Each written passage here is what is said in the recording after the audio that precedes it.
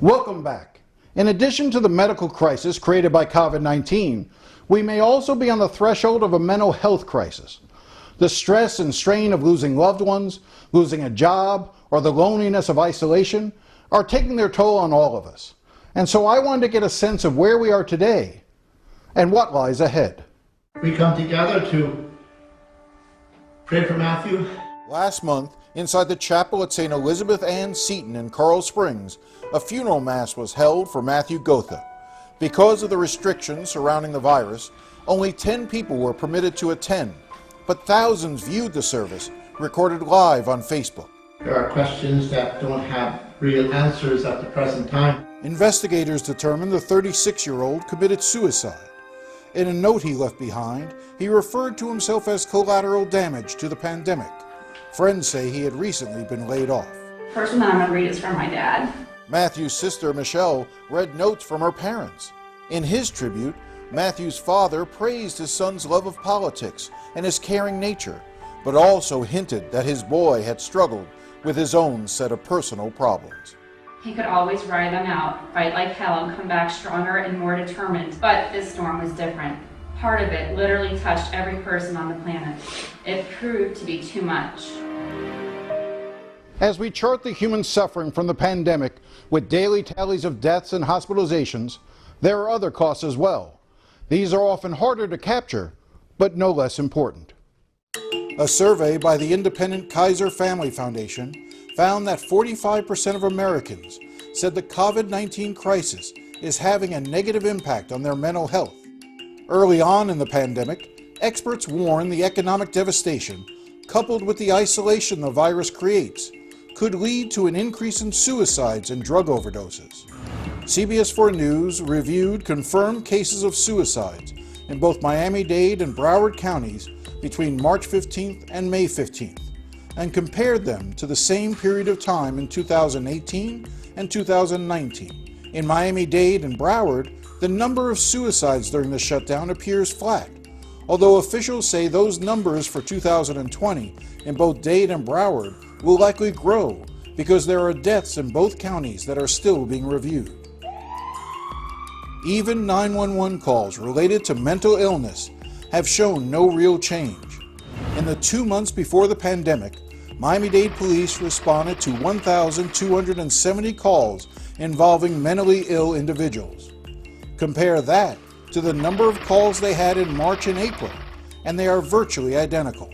Nevertheless, experts warn we are still in the early days, and since unemployment is expected to remain high for the rest of the year, suicide continues to be a concern. Now is not the time to let down your guard. John Newcomer is the president and CEO of Thriving Mind, also known as South Florida Behavioral Network. In fact, if anything, we have to double down on our strategic approach here and keep looking for flare-ups, that might occur. A psychiatrist by training, he is responsible for keeping the safety net of mental health providers open during the pandemic. Access to services for behavioral health conditions, mental health and substance abuse conditions, it's always important. But it's especially important during this pandemic where we've seen the need for services increase. Newcomer says there has been an 80% increase in the number of calls to the 211 hotline asking for help. Very often, these are highly situational problems, and it's not like we're seeing an uptick in new cases of schizophrenia or an uptick in new cases of bipolar disorder. I think what we're seeing is an uptick in people having anxiety and a level of depression that's disturbing. Another area of concern heading into the shutdown was the belief there would be a spike in drug overdoses. CBS 4 News pulled the records for paramedic runs by fire departments in Miami-Dade and Broward County.